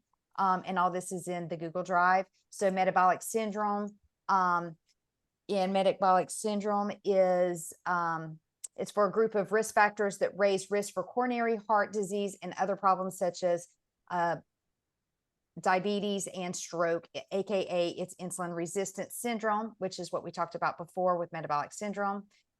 You must have 3 of the 5 risk factors to be diagnosed with metabolic syndrome. It used to be called metabolic or syndrome X. Risk is closely linked to obesity and lack of physical activity. The risk factors include your waist circumference, okay, I remember this by WTLBS. And I'm going to go back to this little thing here. So down here is your metabolic syndrome in this corner. And W is large waist. T is your high triglycerides. So weight in pounds, WTLBS. So your weight in pounds, your W is your waistline, your your T is your high triglycerides, your L is your low HDL. It's the only thing that's low HDL. Then your B is your high blood pressure, and then your S is your high fasting blood sugar. So if you can't remember the 5 things, just remember weight in pounds and try to figure out what your letters stand for. And then we've already had to memorize all the rest of this stuff. But with the high blood pressure, this is looking at hypertensive type 1. So if you know your hypertension type 1, you're good. And your they do the fasting blood sugar, the 99, and then your triglycerides is anything over 150. So And on this chart, Sherry, it's interesting Yeah. because it does 130 plus and then 80 plus on the blood pressure, but it's separated by men and women. But basically, we're saying right, when you hit stage 1, absolutely. the For other thing both. too is this chart doesn't include, for a lot of these, it's even if they're showing normal range, but they're on a medication for these, that Right. counts towards. Yes. Okay. Thank you. I'm so glad somebody mentioned that. So somebody said, well, I don't have high blood pressure because I'm on medication for that. So my blood pressure is normal. I'm on medication for it. Well, so if the doctor asks, do you have high blood pressure? Yes, because you're on medication for it. You actually have it, right? So there you go. Congratulations. If you're on medication for diabetes, then you are going to be in the fasting blood sugar, right? So if you're diabetic, that's going to be on there because that is your fasting blood sugar. Does everybody agree with that? So if somebody's diabetic Yes. and have high blood pressure, and then they have a waist larger than 40 for a man, they've got metabolic syndrome. And if they have a waist 35 or higher for a woman, they have it. So perfect. So now you know my weight in pounds, and now you know my trick for the waist circumference. So let's go back to the slides. And facts about it. Those with the syndrome often have blood clotting and low-grade inflammation. They have all over their body. They're at greater risk. They have a larger waistline, abdominal fat, inactive lifestyles, insulin resistance. Not everybody that has metabolic syndrome does have a large waistline, though. 85% of people with type 2 diabetes also have metabolic syndrome. Mexican Americans have the highest rate of metabolic syndrome than Caucasians, than African Americans, and women more often than men. I don't know what the statistic was 30+ years ago. My mother-in-law had it 40 years ago. She's going to be 80 this year, and she was diagnosed with it at like 38. But the Mexican Americans, you've got to look at the rice and beans, the flour tortillas, a lot of the things that they eat in this traditional, what they eat is what I've been told helps to promote that as well. Next slide is arthritis. We need to get through this. It is really late. So does anybody have any questions about metabolic syndrome? Awesome. Arthritis is inflammation of the joints. There's 3 types of arthritis: osteoarthritis, rheumatoid arthritis, and fibromyalgia. Osteoarthritis is the most common form. It affects approximately 30 million people. It's a degenerative joint disease, wear and tear. It's caused by too much protease in your joints. You can get a shot of A2M, and that can get rid of that, but the doctors aren't going to tell you that. But you can put that in the back of your mind for your own family. Cartilage and bones within the joint begin to break down. What promotes the breakdown of cartilage and bones in the joint is whenever you get a shot. What kind of shot breaks down your cartilage and bones? Sarah, you know it. Is it cortisone? Yeah, you get a cortisone shot and you're just going to make it even worse. So you're just going to make it so that you're bone on bone. So that breaks it down even more. So it may relieve the pain for a little bit, whether it's 2 weeks or 90 days. But you do get your bad thing from it. So does that cartilage grow back after time? It can if you're eating the right things, doing the right things, and you get rid of the protease. But most of the time, no, it doesn't, because you've got so much swelling that the blood supply can't get to it because of the swelling. So that's where hopefully some of the conventional medication or conventional doctors can open up and learn from some of the newer medications that are out there right now. So, okay. Usually found in the hands, hips, and knees, in the ankles as well. usually develops slowly and gets worse over time. And the more you move, it hurts like hell, but you've got to move it, and there's no way to get blood supply to it unless you move it, and it hurts to move it. But the more that you move it, just like gout, you got to move it around and it's better. Gout is a form of arthritis. I don't know why we're not tested on it. Symptoms of osteoarthritis is pain or aching, stiffness, decreased range of motion, and swelling. Treatment is diagnosed through physical examination, review of symptoms, x-rays, and labs. Treatment includes self-management, physical activity, losing weight if necessary, medication, occupational and physical therapy, supportive devices, and working with your health coach. Thank you, Heidi. Good night. It's late, I know. Risk factors for developing it are joint injury or overuse, older age, because it just breaks down from overuse. Female ages over 50. A lot of times with the female age over 50, it's got to do with, you know what, I'm not even going to say it because it's not on the test. Obesity, genetics, and race, ethnicity. Asian populations are at a lower risk for osteoarthritis. Okay. Any questions on osteoarthritis? Awesome. Rheumatoid arthritis, autoimmune disease. Do you want me to read some, Sherry? Yes, go. Okay. Rheumatoid arthritis, RA, autoimmune disease. Signs and symptoms: inflammation, stiffness in more than one joint on both sides of the body. Common in hands, wrist, knees. So big thing here, autoimmune disease. Can damage skin, eyes, lungs, heart and blood vessels, tender, warm, swollen joints, fever, fatigue, and or tiredness, loss of appetite, typically has flare-ups, flares, and remissions, has physical and social, I would say, implications, like it could, I don't know. Yeah, because they're not going to move around, they're not going to get up, they're not going to do anything. Yeah. So yeah. Risk for developing RA, usually in 60s. And is that 60s, not over 60? It's usually in the 60s. Starting at 60 for rheumatoid arthritis, although Okay. my neighbor's had it since he was diagnosed at 19. So who knows? Yeah, some people get it really young. Yeah. Obesity, But I think the smoking. important factor is this in RA, it's a genetic disposition. Yeah. Okay. Osteoarthritis is a sort of a breakdown of the body. Right. This is genetically implicated. Yes. And it's an autoimmune. Yeah. Right. So it's an autoimmune disease. So I think that's the important differentiator. Yeah. Thank you, Claire. Family history of RA, women are more likely to develop RA. And then we've got the fibromyalgia, which is a condition that causes widespread pain, sleep problems, fatigue, and often emotional and mental distress, abdominal pain, perception progressing.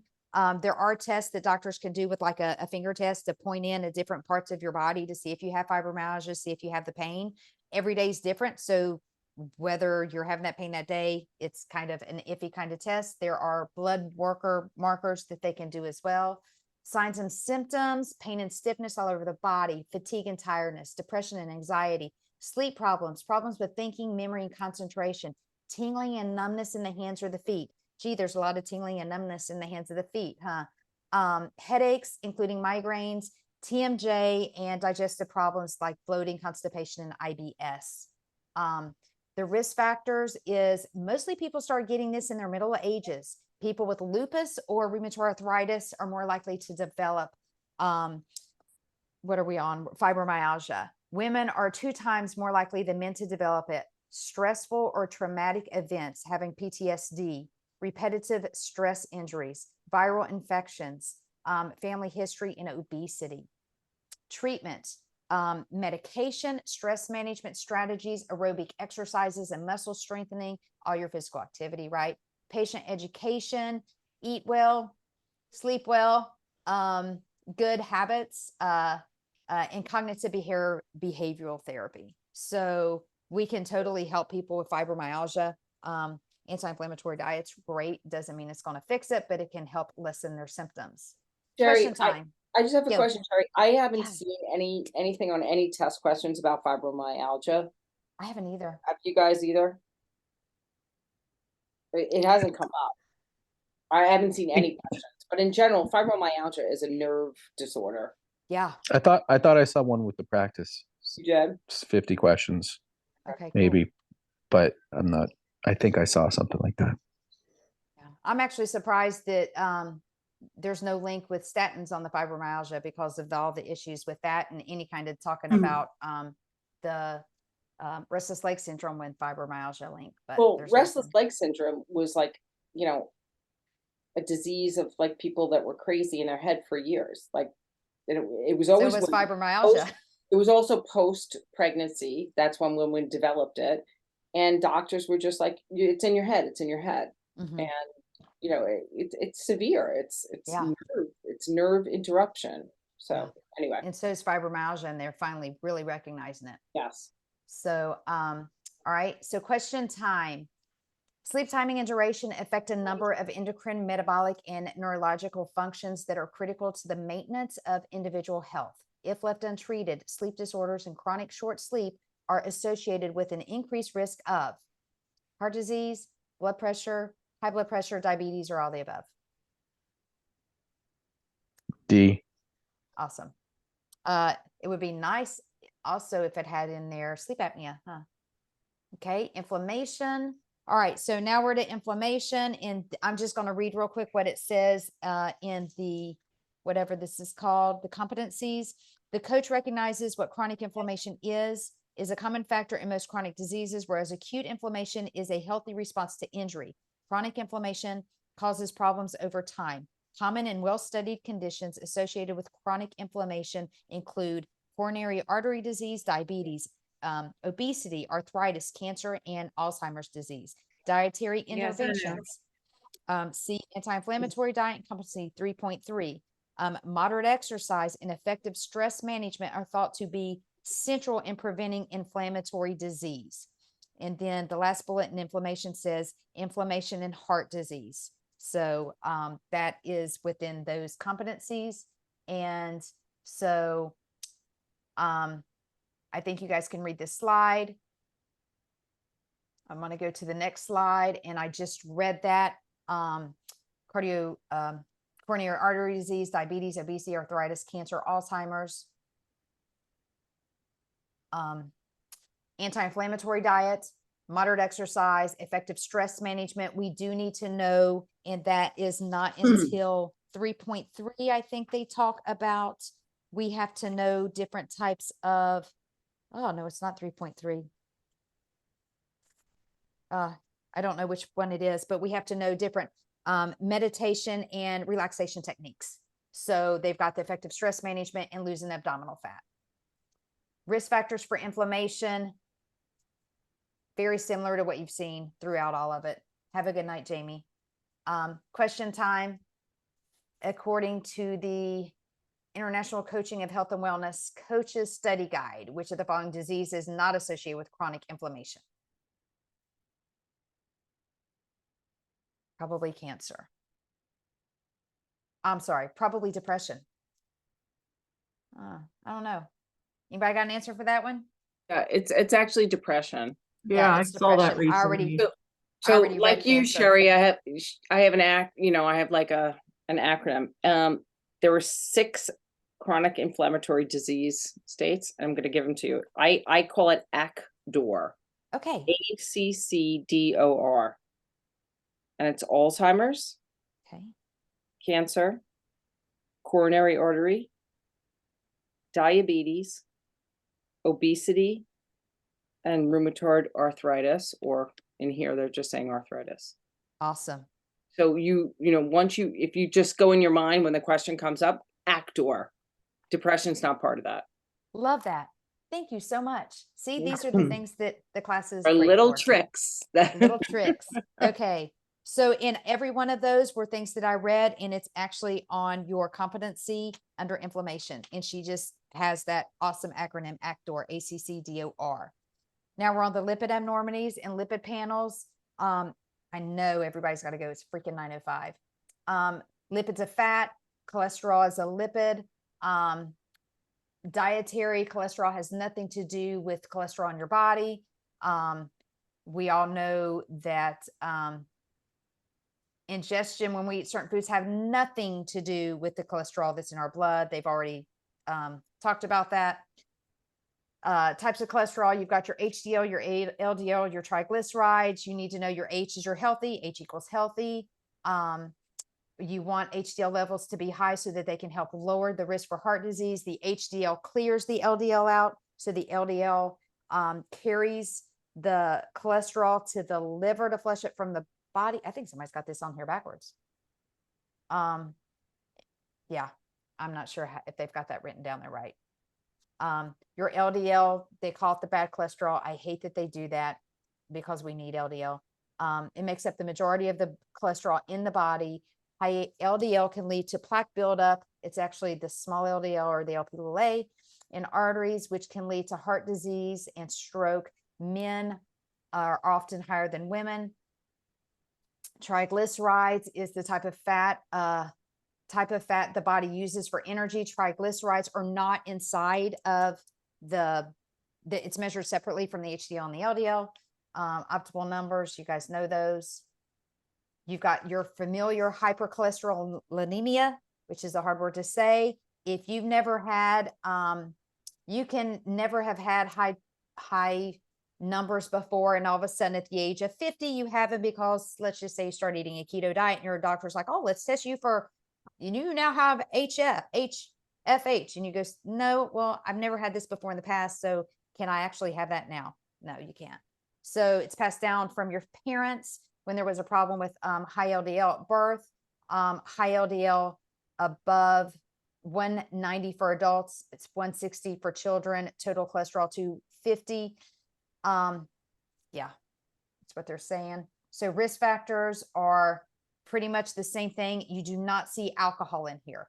Okay. So alcohol is not a risk factor for your lipid disorders. So we know all these numbers. I don't like how this is written. I didn't make this slide, but we know that HDL, we want it over 40 for men, over 50 for women. And if it's over 65, let's say it's 65 and 99, your total cholesterol is going to be over 150. Your high cholesterol is your 200 milligrams per deciliter. Questions? This is the last question slides. Great. Your client tells you their provider told them they need to increase their HDL, but he doesn't know even what that is. So he asks you to explain it.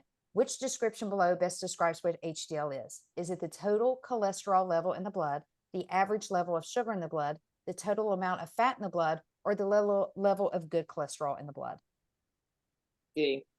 Thank you. John's a 58-year-old male living in Sarasota, Florida. You noticed in his health history that he wrote, I am taking some sort of statin, but not sure what for. Which of the following responses to John is correct from the CDC website on statins? A, statin improves your overall health. B, statins help lower your LDL bad cholesterol levels. C, statins help lower your HDL good cholesterol. Or D, statins improve your heart's ability to function. Totally guessing B. I really think that they believe that it's, yeah, I don't know the answer to that one because I've read that it actually doesn't lower just your LDL, but I think they're thinking that it is just for your LDL. It doesn't increase your HDL, and it does not improve your triglycerides. That's correct. And it was actually, they were made to reduce the LDL. Right. Yeah. Makes sense. So type question 3, a client has just completed their well-being assessment prior to their first coaching session. The client's biometric information is included. They're a male, they're 40 years old, a telemarketer, blood pressure of 120/70, total cholesterol of 205 milligrams per deciliter, BMI is 24. They have 9 servings of fruits and vegetables a day. They run for about 5 hours, They run for about an hour, 5 times a week. Which of the following would be the most concerning to the coach in context of recommended health guidelines? Total cholesterol. Cholesterol. Awesome. Last question is a client has submitted Their wellness assessment to their coach, their biometrics numbers include their blood pressure, 110/78, their BMI is 23, their total cholesterol is 155, and their HDL is 30. So, Which of the following might the coach note as a general concern? yeah. It's going to be their HDL because that's too low for a man or a woman. Like, I think you guys, like, when you look at these questions, you have to like look at, this is the reason you have to memorize those biometric points. Yeah. When you see blood pressure 110/78, just like cross it out. It's fine.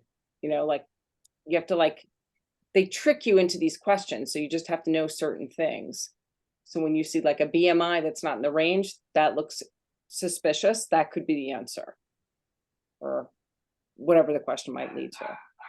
So obviously this was an older one, this one that I pulled up, because it was before it changed, because this is the desirable was the cholesterol over 200, and now they've changed it to, well, the desirable is under 200.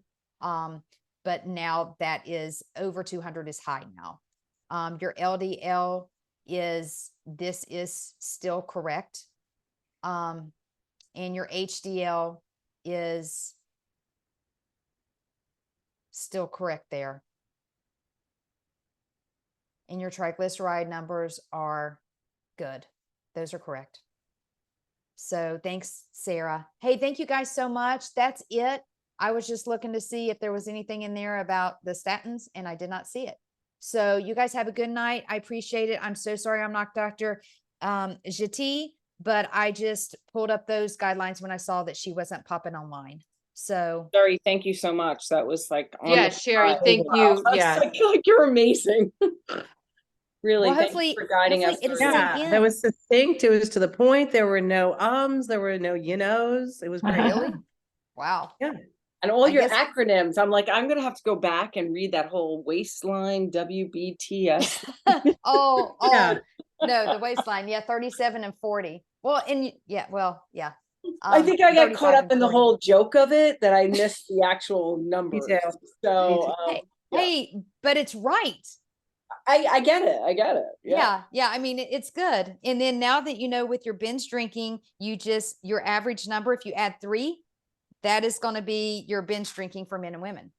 And now I'm gonna what am I gonna be thinking tonight? Like if I sleep with my husband tonight, we're like, are you 37 or are you 40? No, you're going to say your waist circumference. Yeah. So, okay, you guys have a great night. I'm going to stop recording. I really hate that was being recorded. Oh, Oh my God, I just realized that. Sorry. Shit. yeah. No, it's okay. Stop.